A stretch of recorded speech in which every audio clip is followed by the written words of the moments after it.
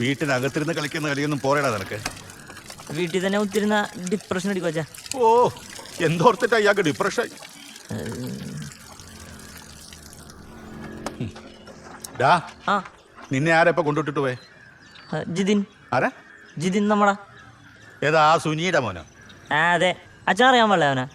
എത്രാമത്തെ പ്രാവശ്യമാണ് എപ്പോ നോക്കിയാലും ഇത് തന്നെ പറഞ്ഞോണ്ടിരിക്കും. കൊണ കൊണ കൊണ. അമ്മേ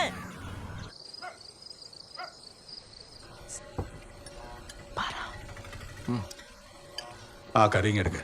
അത് ചിക്കനാച്ചാ. ഓ, പരിപ്പാണോ? കടല കഴിഞ്ഞു. ലിസ്റ്റിട്ടപ്പോൾ എഴുതാനും മറന്നുപോയി. അച്ഛാ, ആ മുട്ട എടുത്ത് മാറ്റി നല്ല ഉള്ളിക്കറി അച്ഛാ. കുറച്ചുകൂടെ.